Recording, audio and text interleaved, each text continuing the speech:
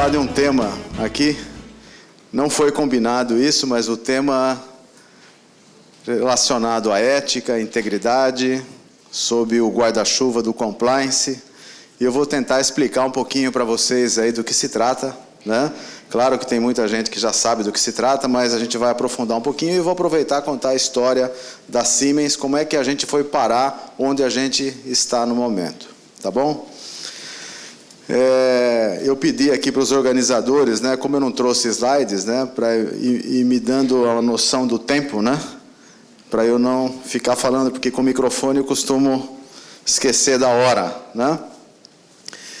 Eu não vou fazer uma brincadeira com vocês aqui, até porque o Cid já me apresentou, mas eu fiz em algumas situações, num público grande como esse, né, eu pedi para não me apresentar, entrei no palco e dei uma engrossada na voz, assim, para dar um tom mais, né, grave na coisa, e perguntei para as pessoas quem é honesto aqui, né, uma brincadeira, né. E eu aprendi, quando tem muita gente no palco, quem está lá na frente, mesmo quem não está prestando atenção, né, acaba acompanhando os movimentos de quem está lá na frente, né? Então você fala, quem é honesto aqui? Então levanta a mão, todo mundo pega e levanta a mão, sem pensar muito, né, se é de fato, né, honesto ou não, né? E a mesma pergunta com relação à ética, né? Quem é ético? Todo mundo levanta a mão. Que me perdoem os filósofos, né? Não dá tempo de a gente pensar na filosofia, o que significa a ética, toda aquela história, não dá. Então levanta a mão, porque é mais fácil. Até porque seria um risco enorme não levantar a mão, porque tem um louco lá na frente, não foi apresentado ainda, dele chegar no palco, levar o microfone e falar, olha, você não levantou a mão, explica para todo mundo aí por que você não é ético, né? Então as pessoas acompanham. E nesse momento, todo mundo acaba concordando que a ética não tem meio termo. Ou você é, ou você não é. Não dá para você ser ético só até às 5 horas da tarde, ou ser ético só nos dias de semana, ou ser ético na sua vida profissional e não ser na pessoal, ou ao contrário, não dá. Ou é, ou não é. Todo mundo concorda. Ainda antes de eu me apresentar, então eu voltava e fazia a última pergunta para o público, né? Quem daqui nunca baixou uma musiquinha da internet sem pagar direitos autorais? Quem nunca colou em prova? Quem nunca passou no sinal vermelho? Bom, dá para fazer uma lista, né? Uma lista de coisinhas assim, né? Engraçado que a primeira vez que eu fiz, uma meia dúzia de pessoas ainda insistiram em levantar a mão, né? E aí eu perguntei se tinha alguém que nunca tinha mentido, aí os 6 baixaram a mão na hora. O fato é que é muito difícil a gente fazer no dia a dia tudo aquilo que a gente sabe que é certo. Porque a gente sabe o que é certo e o que não é. No fundo, a gente sabe. E a sociedade acaba tolerando uma série de atitudes que a gente sabe que está errado, mas tudo bem, não vamos também execrar aquela pessoa por causa disso, né? Um exemplo que a gente pode imaginar é assim, 11 horas da noite, parado num cruzamento, não passa nenhum carro no sentido contrário, tem um sujeito esquisito aqui atravessando a rua, olhando para o meu carro. Qual a minha atitude? Eu vou passar no sinal vermelho, sim ou não? Sim. Né? Eu acho que todos, eu inclusive, passo no sinal vermelho. E pode passar no sinal vermelho?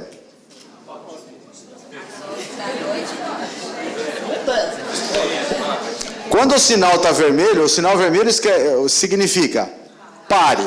Não significa pare, mas se tiver alguém esquisito, passe. Não está escrito isso. Não, tem um vermelho mais vermelho e tem um vermelho menos. Tem um rosinha, tá bom. Mas vamos, no geral, não pode, a gente sabe que não pode. Mas existe uma tolerância, né, para certas coisas. O problema é que a gente acaba confundindo essa tolerância, porque no dia seguinte, às 8 horas da noite, ou 7 horas da noite, nem está escuro ainda, nem está perigoso, a gente pega e passou ontem e passa de novo. E no outro dia, às 3 da tarde, eu estou com pressa, então a gente começa a acostumar, e a zona cinzenta, onde pode, onde não pode, onde há tolerância, onde não há tolerância, a gente começa a ficar num campo muito grande.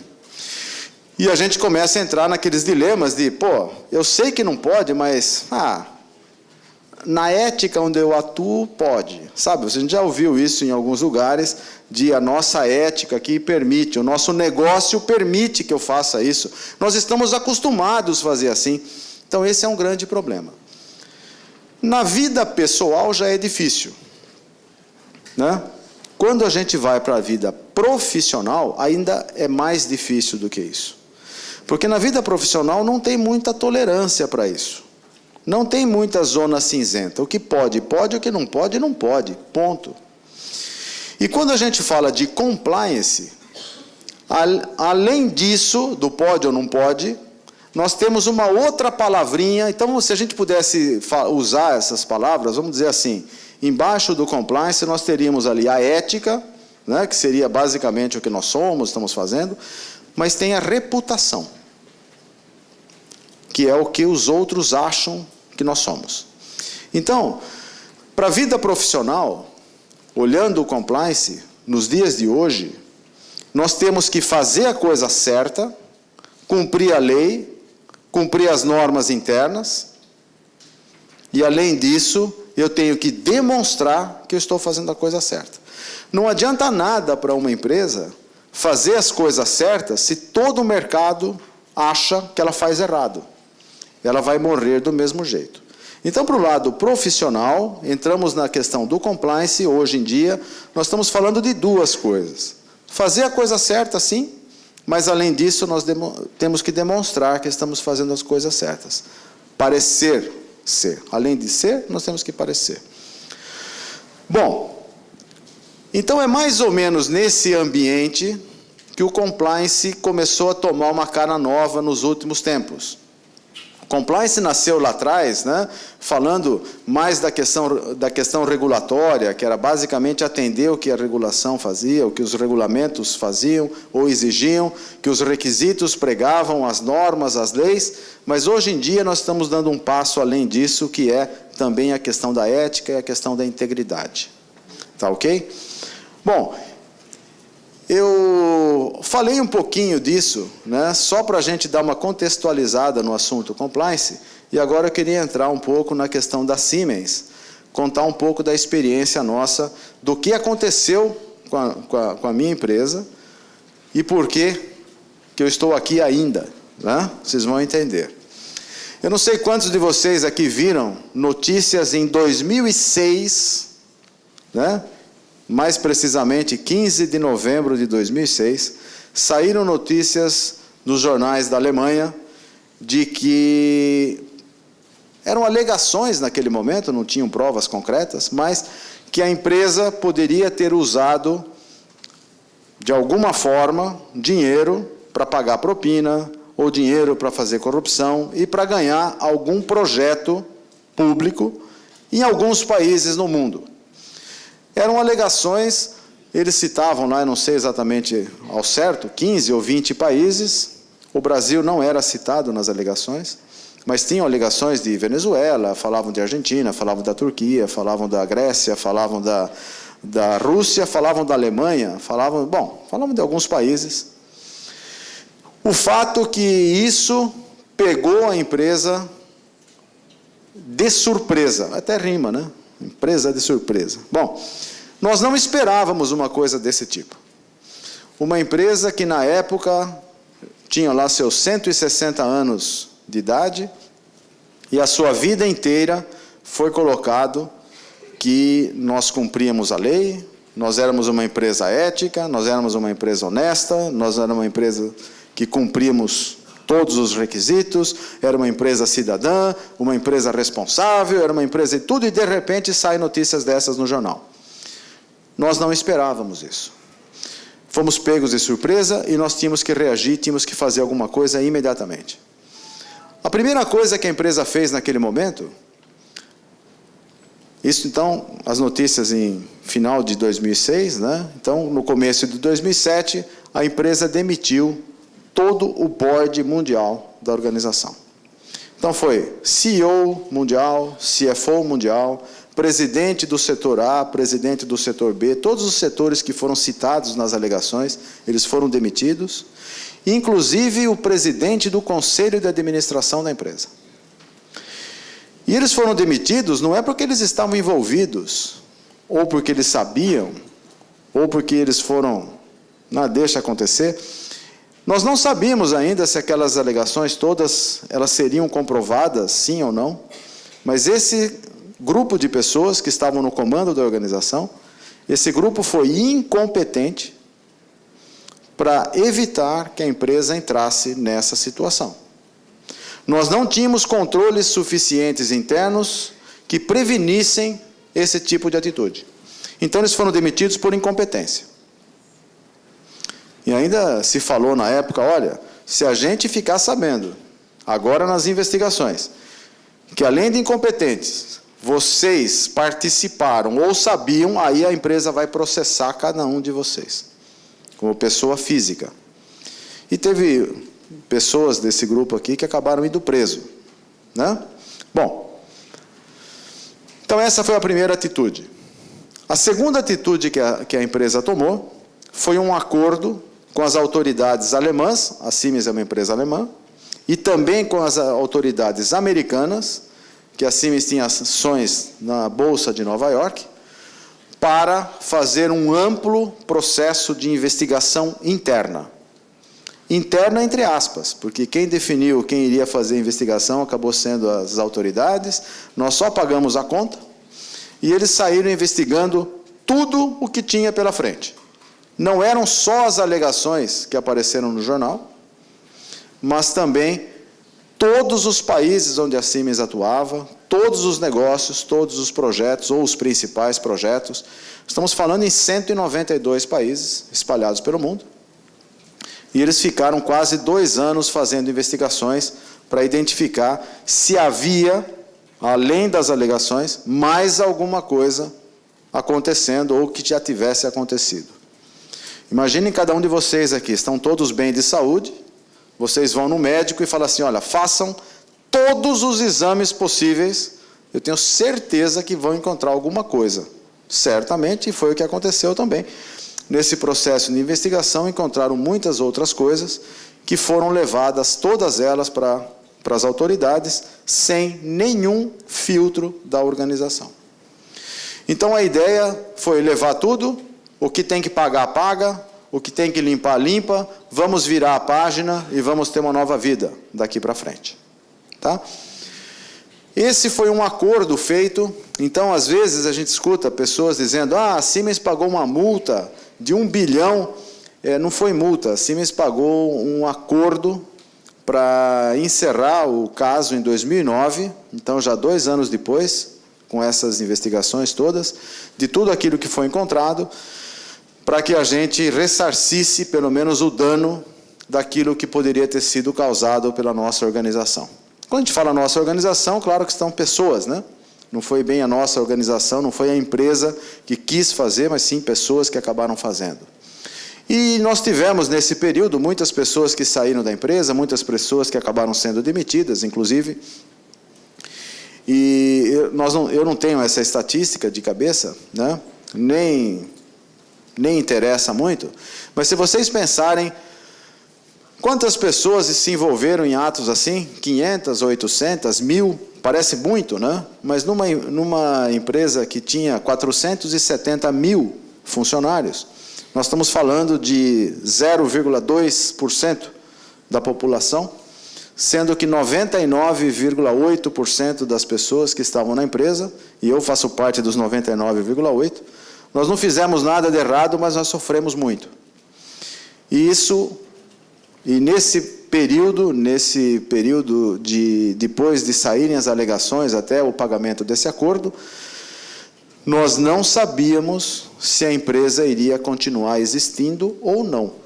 Chegamos a discutir isso várias e várias vezes, e havia sim a possibilidade da empresa não continuar. Uma empresa de 100 bilhões de dólares de faturamento. Não é uma empresa pequena, mas é uma empresa que discutiu se ela iria continuar ou não, por conta dos problemas que foram criados naquele período. Bom, eu falei que foram 3 coisas, né? Então eu contei só 2. A demissão do board, a segunda, o acordo e a investigação. E a terceira coisa foi a criação, então, de um programa de compliance. Era um mecanismo que a empresa iria definir naquele momento para evitar que ela, num dia, entrasse de novo numa situação como foi a de 2006, 2007. Nós brasileiros, eu não sei agora, né, que nós temos situações aí na mídia, né, não sei agora se essa consciência está vindo um pouquinho mais para nós, mas nós não tínhamos ideia, como brasileiros, o que significa passar por isso. Eu vou contar um pouquinho da minha experiência aqui para ver se vocês conseguem entender o que significa isso na Alemanha. Tá? Eu ia para a Alemanha com uma certa frequência nessa época, e depois de uns 3 ou 4 meses das notícias saindo no jornal, quando a gente acha que aqui as coisas já se acalmaram, né? E eu peguei o táxi, como eu fazia sempre, pegava o táxi do aeroporto, ia até o hotel, batendo papo com o motorista, né, falando de futebol. Naquela época dava, foi antes do 7-1, né? Falando de futebol, falando da economia, como está o país, a política, se tinha eleição, se não tinha, que túnel é aquele que vão fazer agora em Munique, que estão fazendo uma ponte, não sei das quantas. Bom, o papo fazia com que aquela viagem de 1 hora fosse até agradável, normalmente ia conversando com o motorista, tudo bem. E naquele dia, quando eu fui pagar a corrida do táxi, eu dei o cartão de crédito. Quando ele olhou o cartão e viu ali a Siemens, né? Ele virou para trás assim e me passou um sabão. Me deu um pito, de fato. Virou. O que está acontecendo na empresa? Que história é essa? Pô, mas o que estão fazendo? O que é isso? Corrupção, onde já se viu? E falou. Foi uma surpresa. Claro que naquele momento, né, tinha que me defender. Falei, espere, eu sou da Siemens, mas da Siemens do Brasil. Nós não fizemos nada errado. O problema está aqui na Alemanha. Né? Encerrei logo a conversa, peguei minha mala e subi para o hotel, incomodado com aquilo, né? Porque, pô, motorista de táxi vai me dar uma dura em cima de um negócio que não foi eu nem eu que fiz, né? O cara vai... Aí você começa a tentar se justificar, né? E no Brasil isso não ia acontecer, né? Mas aqui na Alemanha, pô, talvez o motorista de táxi é um universitário, o cara tem que fazer um curso para ser motorista de táxi, não é assim, compra o táxi e sai dirigindo, né? Lá ele tem que fazer um curso, tem que passar. Talvez ele viaje nas férias para outros países, é um cara culto, vai em teatro. Eu me conformei. Nessa altura eu já tinha trocado de roupa, já tinha descido, fui no supermercado, que fica próximo do hotel que eu costumo ficar, para comprar chocolate e bolacha, porque lá é muito bom o chocolate. E eu passei com a cestinha no caixa, e está lá a menina do caixa, que não tinha mais do que 20 anos de idade. Não tinha. Ela olhou para mim e fez a mesma pergunta que o motorista de táxi.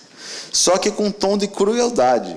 Eu acho que ela olhou no meu sobrenome, né? Giovannini, achou que eu era italiano. E aí, a hora que ela perguntou isso, eu falei que era, ela fez assim para mim.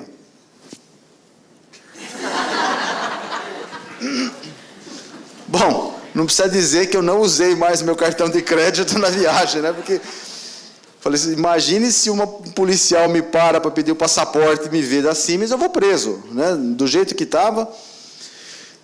Mas essa coisa que aconteceu em meia hora, 15 minutos, motorista de táxi, a caixa do supermercado, e olha, e o alemão não é muito de puxar papo, hein? Se fosse o carioca, né, o baiano, né, o brasileiro, assim, não, puxa papo e conversa, como vai sua tia e não sei o quê. Lá não tem essa. Você chega no caixa, o cara fala um bom dia sem olhar para a tua cara, já paga e próximo, né? E na empresa o clima realmente era um clima extremamente esquisito. Estava todo mundo extremamente incomodado com aquelas notícias e aquilo que estava acontecendo. Então a situação ela é bem diferente, tá? Muito diferente daquela que nós vivemos aqui no Brasil. Nós aqui, mesmo estando na Siemens, claro que ficou chato sair notícia, mas já daqui a pouco passa, né? Mas não foi bem assim como que a coisa aconteceu na empresa a nível mundial. E falando desse programa de compliance, o que significa esse programa de compliance na prática, né? A primeira coisa que fizeram foi um PowerPoint, uma página, espalharam isso para todo mundo, mostrando qual era a filosofia do programa. É claro que um PowerPoint aceita tudo, né? Mas a filosofia era mais ou menos assim. Um programa de compliance baseado em 3 pilares. O primeiro pilar, prevenção.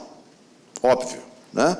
É muito mais inteligente prevenir, né, do que esperar acontecer e ir lá para remediar. Se tem uma taça de cristal, cai ou não cai em cima da mesa, é mais fácil ir lá e puxar ela para o meio do que esperar ela cair e depois colar os caquinhos, né? Então, nada mais justo, nada mais inteligente do que fazer o pilar da prevenção como 80% das nossas forças, dos nossos recursos para trabalhar em cima disso. Mas o que é a prevenção? Então, a prevenção, primeira coisa, definição clara do que pode, do que não pode. Elaboração de um código de conduta, ou no caso, revisão, nós tínhamos código de ética, de conduta há muito tempo, mas deixar explícito o que pode, o que não pode, o que deve, o que não deve, o que nós, como funcionários, precisamos fazer na nossa atitude do dia a dia, bem claramente. Procedimentos, também bem claros para tudo aquilo que precisa detalhar que está no código de conduta. Definição clara de determinados assuntos, depois uma comunicação bastante profissional, abrangente, envolvendo todos os funcionários, públicos-alvos diferentes, cada público-alvo deve receber a comunicação de um determinado jeito. Não adianta achar que nós vamos comunicar de maneira igual para toda a organização, tem que ser diferente. Plano de comunicação, treinamentos diferentes também, treinamentos presenciais, treinamentos através da web, treinamentos através de teatrinho, treinamento de tudo quanto é tipo. E, principalmente, na prevenção, está a sensibilização. Eu vou abrir parênteses aqui para vocês, para voltar nos pilares já já. Por que é tão importante a sensibilização na prevenção? E isso vale para todos os países, para todas as empresas, para todo lugar que tem ser humano. É uma ilusão a gente achar que nós vamos falar para as pessoas o que tem que ser feito e as pessoas vão cumprir aquilo do jeito que você falou.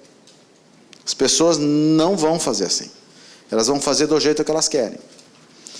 E nós, do compliance, tínhamos que mostrar qual era o caminho. E nós queríamos que as pessoas fossem naquele caminho. E a gente não sabe se a pessoa vai ou não. Então, vou dar um exemplo para vocês. Imagine uma empresa de 2 pessoas. Uma empresa muito simples, 2 pessoas. O dono, eu, e a minha cozinheira. Nessa empresa, eu pago o salário, eu defino o que eu quero e ela cumpre. Não é isso? Mais ou menos. Mais ou menos. Então, vou dar um exemplo. Eu vou almoçar hoje ao meio-dia. Então, eu falo para ela, olha, prepara meu almoço, deixa o almoço pronto, meio-dia eu estou aqui. E na hora que eu vou sair, eu falo para ela, olha, não coloque o pano de prato no ombro, viu? Olha a higiene, né? Tá bom. E eu vou embora. Quem daqui acha que ela não vai pôr o pano de prato no ombro? 90% das vezes, ela vai pôr. E aí você fala assim, então eu vou instituir um controle na minha empresa para evitar que isso aconteça. Eu ponho uma câmera na cozinha. Aí sabe o que vai acontecer? Ela vai colocar o pano de prato no ombro lá na copa. Ela vai dar um jeito e vai pôr. E é assim o ser humano. Isso numa empresa de 2. Imagine numa empresa de 1.000, 5.000, 500.000. Se a pessoa não estiver sensibilizada, conscientizada, ela não vai fazer aquilo que você quer que ela faça. Então, fazer um falamos, né, agora há pouco, né? Fazer um código de conduta é super importante. Primeira coisa que a empresa tem que fazer. Mas só isso não adianta nada. Porque as pessoas vão ler, vão achar que é sempre o problema do outro. Vão ler, não é para mim. Vão ler, vão esquecer. Sendo que a grande maioria não vai nem ler. Então, sensibilização é a palavra-chave para você ter as pessoas fazendo as coisas de maneira como são os princípios da empresa. Ainda nesse pilar da prevenção, eu costumo falar o seguinte: nós não queremos pessoas fazendo as coisas certas na minha empresa, porque tem uma regra por trás, porque tem uma lei por trás. Não é por isso. Nós queremos as pessoas fazendo as coisas certas, porque eles acreditam que esse é o melhor caminho. A hora que isso acontecer, aí ela vai fazer a coisa certa. Porque se isso não acontecer, nós vamos ter que impor uma gestão pelo medo. Nos primeiros 2, 3 meses pode até ser que funcione, mas depois ela vai achar um jeito de pôr o pano de prato no ombro e vai voltar a fazer do jeito que ela sempre fez, que sempre quis. Certo? Bom, existe uma... Eu nem sei qual é a fonte. Isso era um chefe meu antigo, né, o chefe do compliance, que falava isso, e eu acho que ele tem toda a razão, né? Ele dizia que todo grupo de pessoas, seja aqui no Brasil, seja na Noruega, seja um grupo de engenheiros, um grupo de advogados, de médicos, todo grupo ele tem uma configuração que dá mais ou menos para dividir em três classes. Primeiro, são aquelas pessoas que fazem a coisa certa de berço. Se ele estiver passando fome e achar uma mala de dinheiro, ele vai devolver. Tem gente assim. Tá? Tem gente assim. Nessa sala tem gente assim. Nesse grupo, vamos dividir, tem gente assim. Tem um outro grupo, que é o contrário. Ele não precisa, mas ele vai fazer a coisa errada. Porque ele gosta de fazer a coisa errada. Nessa sala tem gente assim, mas não fique olhando do lado, achando que é o colega, tá bom? Tá? Mas tem gente assim. Todo grupo tem. Então tem um grupinho que faz a coisa certa, outro grupinho que faz a coisa errada. E um grande grupo que está no meio. Um grupo maior. E esse grupo que está maior é o nosso foco da área de compliance. Sensibilizar essas pessoas para que eles venham para o lado certo. Porque esse grupo que está aqui está assim: bom, eu vou fazendo as coisas, se precisar fazer certo eu faço, se der para fazer errado eu faço também. E fica ali. Né? E pior, se julgam que são éticos. Normalmente não, eu faço tudo certo. E esse grupo fica gravitando dos dois pedaços. Então, a sensibilização é para pegar aqui. Mas como toda empresa tem esse grupinho aqui, como todo grupo de pessoas tem esse grupinho, o compliance não pode ser limitado apenas na prevenção. Ele precisa do segundo pilar, que é o pilar da detecção. Ou seja, onde a prevenção não é suficiente, nós temos que identificar quem são essas pessoas e tirar da empresa. Então, nós temos que colocar controles profissionais, nós temos que fazer auditorias, nós temos que fazer investigação e nós temos que ter um bom canal de denúncia. Quando a gente coloca controles, controle no sistema, câmeras, isso é fundamental, é importante, para a gente evitar que a coisa fique muito fácil. Mas só isso não resolve.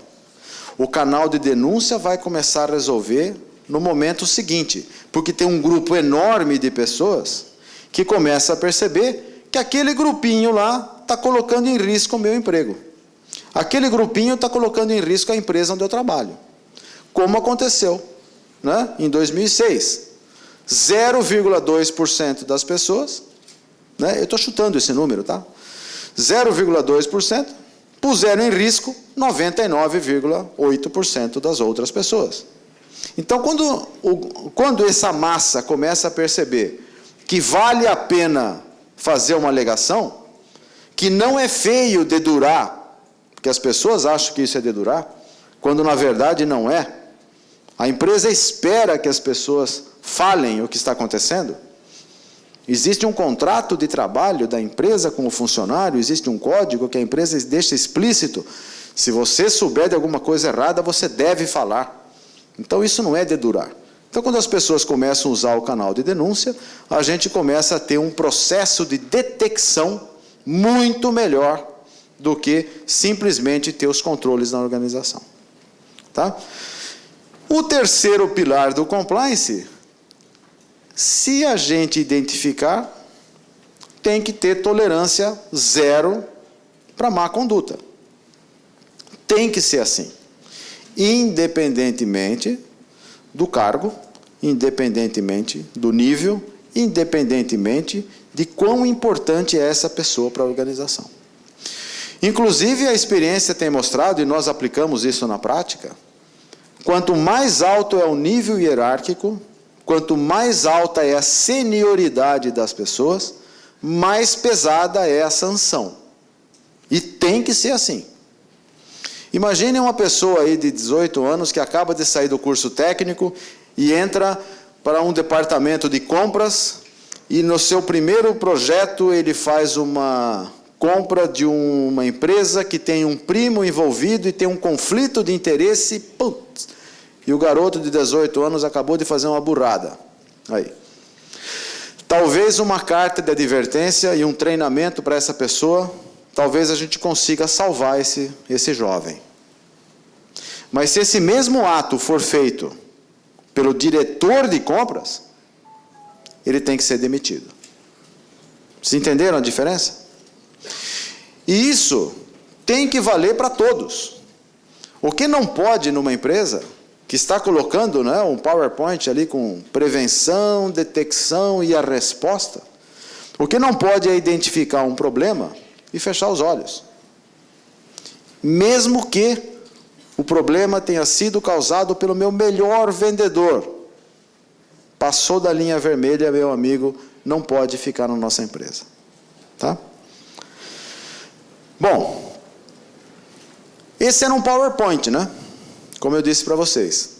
E quando ele veio, muito fácil de montar, acho que ele foi montado rapidamente, acho que no mesmo dia alguém idealizou e montou e mandou para todos por e-mail. Aí nós tínhamos que fazer a implantação do programa. Implantar tudo isso na prática. Criar as condições na organização para que de fato acontecessem. E a primeira coisa que passa nesse momento é a definição de um departamento que vai cuidar do assunto. Um setor, pessoas que vão cuidar do assunto. E foi assim que eu vim parar no compliance, eu vou contar para vocês também, né? Também faz parte do folclore, né? Eu estava na empresa naquele momento, há 22 anos, eu era diretor de gestão da qualidade, gestão ambiental da empresa, e o meu presidente me chama urgente para minha sala, né? Tudo era urgente, o presidente sempre é urgente, né? Venha urgentemente para minha sala, e eu saí do elevador tranquilamente, e quando eu saio do elevador, dei com ele no fundo do corredor, de pé, na frente da sala, quando eu percebi que alguma coisa era de fato urgente, né? E naqueles 15 segundos, ou 5 segundos que eu levei para chegar até a sala dele, me passaram pela cabeça um monte de coisa que podia ter acontecido, né? Deve ter morrido gente, deve ter explodido o transformador, deve ter poluído o rio inteiro, alguma coisa muito grave tinha acontecido, para ele estar me esperando, porque nos 8 anos que eu respondia diretamente para ele, nunca tinha acontecido isso dele ficar na porta ali me esperando. E ele chegou, colocou a mão assim, né? Imagine o presidente falando, olha, preciso de você, viu? Né? Por favor, vou dar uma missão aqui. Nós precisamos montar um departamento novo na empresa. Você já fez isso no passado, em outras áreas, eu queria que você fizesse, só que dessa vez você vai montar e vai assumir o departamento. Você topa? Né? Mas que departamento é esse? É compliance. Primeira reação minha, eu falei, pô, mas eu sou engenheiro. Isso aqui não é coisa dos advogados, né? Compliance, precisa comigo? Não, porque eu preciso e tal. E bem, me passou uma lista lá de perfil, de como deveria ser o profissional para trabalhar nessa área. Eu até fiquei meio... Quando eu bati o olho naquilo, eu falei, pô, se ele acha que eu atendo tudo isso aqui, eu acho que eu já devia pedir aumento, né? Porque tem uma lista enorme ali de coisas, né?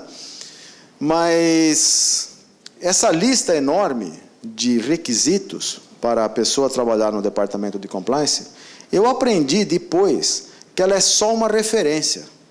E a principal coisa para um profissional de compliance não estava escrito lá. E eu só aprendi depois, né? E certamente também eles não sabiam que eu tinha essa característica, e pelo fato de ter essa característica, acabei dando certo, não sei se foi por acaso, mas fica aqui eu vou contar para vocês o que é essa característica, e se algum de vocês aqui, ou trabalhar na área, ou for montar um departamento de compliance, pense nisso, porque se a pessoa não tiver essa característica, ela não serve. E ter ou não a característica também não significa nada, tá? Não significa que a pessoa é melhor ou pior do que as outras, é só uma característica. O profissional de compliance, seja ele o chefe ou o staff do departamento, ele tem que conseguir combinar duas coisas que parecem antagônicas no primeiro momento. A primeira coisa, ele tem que ser duro, muito duro, na aplicação da regra, na aplicação da norma, na aplicação da lei. E todo mundo da organização tem que cumprir aquilo que ele está falando. Se ele estiver numa reunião com o presidente da empresa, e o presidente falar que vai fazer uma coisa, e é contra o programa, ele tem que parar a reunião e falar, não pode. Se ele tiver medo, se ele tiver vergonha, se ele for tímido, ele não serve. Não insistam, não serve. No meu caso, até que era fácil fazer isso, porque o meu chefe, assim que eu fui convidado para trabalhar no compliance, o meu chefe virou casa matriz. Então, eu tinha total independência, e qualquer coisa que acontecesse, eu falava, vou chamar meu irmão mais velho, né? Eu chamo lá os caras lá e, né? Então, no meu caso, até que era fácil. Às vezes não é fácil para todos, mas para mim essa parte era fácil. Então, ser duro, tranquilo. O problema era outra coisa que eu tinha que combinar. A outra coisa é que, mesmo com o poder na mão, eu tinha que ser meigo com as pessoas. Eu tinha que ser educado com as pessoas. O profissional de compliance, ele tem que convencer as pessoas conversando. Não é impondo. Obrigado. É esse que não beberam ainda, né?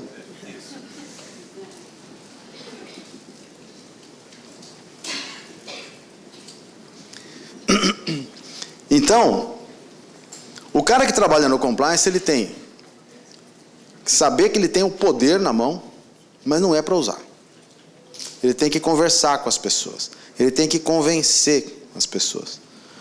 Voltando naquele exemplo do pano de prato, não adianta nada ele chegar lá e dar um tapa na mesa e não ponha o pano de prato no ombro e vai embora. Não adianta absolutamente nada. Ele tem que explicar, tem que ensinar e tem que convencer a pessoa que não deve fazer isso. Esse é o papel do compliance officer. Esse é o papel das pessoas que trabalham no compliance.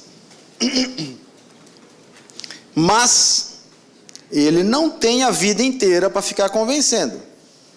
Se chegar uma hora que a pessoa não vai aprender pelo amor, tem que ser pela dor. Então essa combinação é muito tênue. Ele vai até um certo ponto, dali para frente dá um tapa na mesa e fala, olha, eu cumpro ou você está fora. Então a pessoa tem que saber quando e como que ele vai usar isso no seu dia a dia, né? Quando a organização percebe que as pessoas têm essa característica, fica fácil, né? Porque você conversa com as pessoas vão entendendo. Se eles têm dúvida, eles perguntam. A partir do momento que você fala e a pessoa entendeu e você vai embora, ele sabe que, pronto, o compliance já sabe que eu entendi.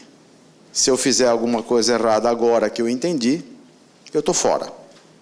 E aí você tem que cumprir. E tem que fazer mesmo, e é assim que a coisa tem que funcionar. Doa a quem doer. Eu ouvi essa frase faz poucos dias, né? Mas o fato é que tem que ser assim. E se você não cumpre isso, a sua credibilidade vai embora. É como os canais de denúncia, né? Quando chega uma denúncia, uma alegação para nós, qual é o nosso compromisso na empresa? E todo mundo sabe. Total confidencialidade, não vaza de jeito nenhum. Só vai vazar se ele que fez a denúncia contar para os outros. E às vezes acontece. Retaliação proibida, e nós vamos investigar. E nós vamos olhar. Mesmo que a gente ache que a denúncia não tem muito sentido. E a gente vai. E a gente olha. A partir do momento que a gente não fizer isso, a nossa credibilidade vai para o ralo e as pessoas não contam mais conosco. O nosso canal de denúncia já existe há 8 anos. Hoje, então, o canal de denúncia, você pode fazer uma denúncia anônima, né? Você pode telefonar, você pode mandar um e-mail, pode mandar uma carta anônima, você pode fazer do jeito que você quiser, tem várias possibilidades. Você pode vir na minha sala, bater ali e falar, olha, eu tenho uma denúncia para fazer. Só que eu queria que ficasse mantido o meu anonimato. Né? Parece meio utopia que isso vai acontecer, né? Hoje, metade das denúncias são feitas assim. As pessoas vêm, falam, olha, eu sei disso, disso, disso e disso. A gente relata tudo. Essa pessoa sai de cena, ninguém mais fica sabendo que foi ela que fez, porque o que menos importa é a fonte. A fonte só vai ser importante se eu tiver alguma dúvida para perguntar de novo para ele se alguma coisa não ficou claro durante a denúncia. Mas caso contrário, nós já temos a informação, nós vamos fazer a investigação. O programa, quando é sério, e ele começa sério, chega um momento ele não tem mais volta. Não tem mais como dar um passo atrás. Impossível. Imaginem a seguinte situação. Da mesma forma que eu estou falando com vocês aqui, eu já falei umas 50 vezes para os funcionários nossos. Né? Tem gente que já não aguenta mais ver minha cara lá. Né? E os meus funcionários, idem. Fala também para o grupo. Imagine como é que eu ficaria se na hora de a gente tomar uma ação, a gente falasse, olha, eu sei que o fulano de tal fez alguma coisa errada, ele foi pego numa investigação, não pode, mas esse cara a gente não pode mexer, ele é o melhor vendedor que eu tenho. Esse cara não pode mexer, trabalha lá na pesquisa e desenvolvimento e é o meu melhor cientista. Esse cara eu não posso mexer porque é o cara mais experiente na área de compras. Esse cara é o melhor da automação, é o cara que conhece todos os médicos. Esse assunto não pode entrar na pauta. Foi identificado? Foi. Cruzou a linha vermelha? Fora. Se eu não fizer isso, como é que eu vou virar para vocês? Né? Imaginem vocês sendo os funcionários nossos da empresa e vou falar, gente, teve um caso aí que, mais ou menos, tá? Não dá.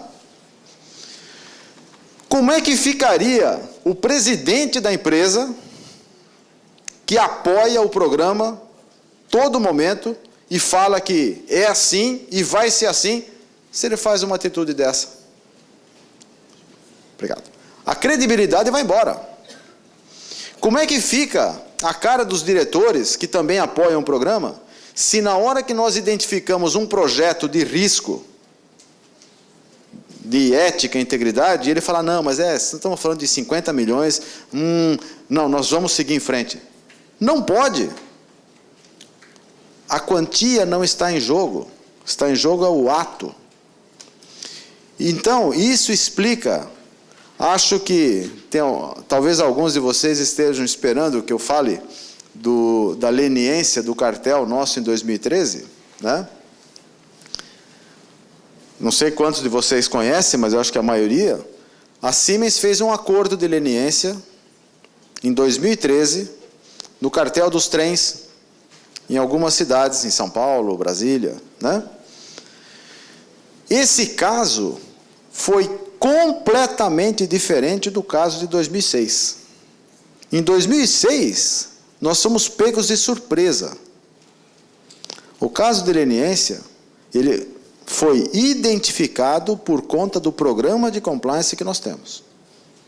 Se nós não tivéssemos esse programa e esses processos todos colocados em prática, com treinamento, canal de denúncia, investigação, etc., nós não iríamos descobrir isso.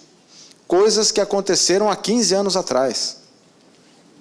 Coisas que aconteceram com pessoas, tem gente que já até morreu, que não está mais na empresa, pessoas que, claro, os que morreram não estão, né? Tá bom, né? Mas tem outros que estão vivos que também não estão na empresa, né?